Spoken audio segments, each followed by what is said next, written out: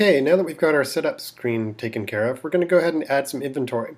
If you click on the inventory button, that takes us to the main inventory screen, and currently we have 0 records.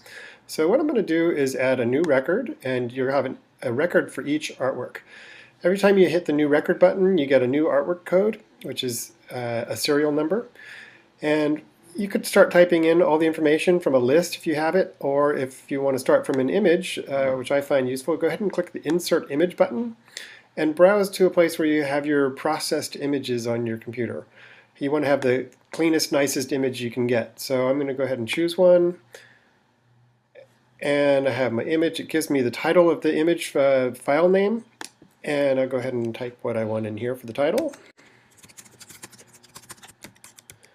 And I hit the Tab key to go to the next field. And once I come down there, I can select the medium.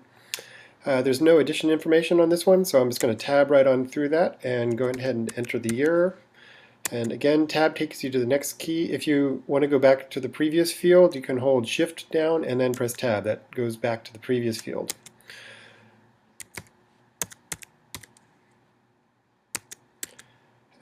There's frame dimensions if you want to add those. This one doesn't have a frame. I'm going to go ahead and choose the style on it. It's a landscape. And the price, we're going to go ahead and enter. And this drop-down menu right here is the commission that you're going to give to the gallery or to yourself. So if it's just to yourself, you're going to get 100%, and then you can hit the X button that calculates that for you. If you happen to have a representation that takes a commission, then you might enter what that commission is. So I have a commission of 50% to the gallery or 50% to myself, and this is the amount that I'm going to receive. We have a status here. This is available, and location. I'm going to go ahead and choose in the studio, and I could add any information I want here on the notes, whether it's or anything I wanted to keep track of. Same with who you've shown it to. This comes in handy if you presented it to a number of people via email or people that you've brought over to your studio to look at it. Maybe its exhibition history is useful to keep track of.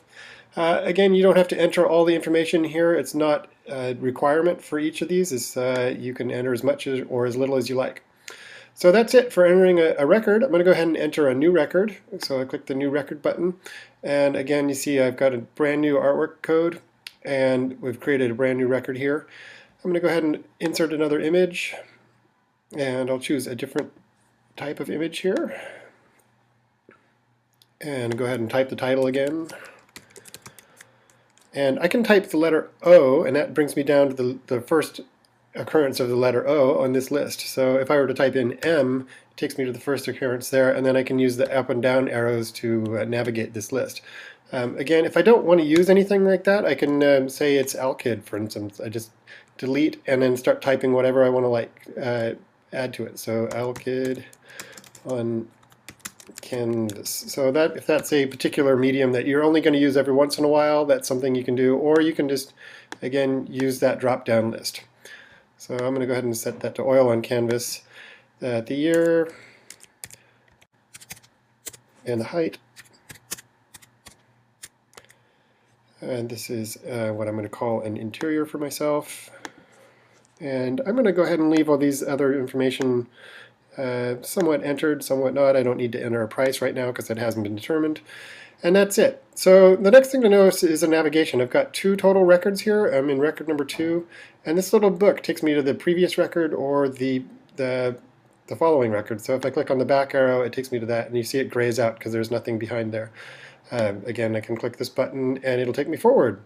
Also, you'll see the record number here shows you where you are, and then we have this little slider, so we can slide to go to a different record. I can slide back and it takes me there. I could also highlight this number and type in the number I want to go to and hit enter, and that takes me to that record. So the next thing we might want to do is view our records as a list, because sometimes seeing them one at a time is a little bit hard to gather. Viewing as list, you can see the information, and when I click into a field, I can actually enter adjust the information here on the title or its location, anything like that. If I click into the image itself, it takes me right back to that record that it happens to be. So that's the general information about how to add records. We're going to go ahead and add a few more, but then I'll come back and we'll do some contacts.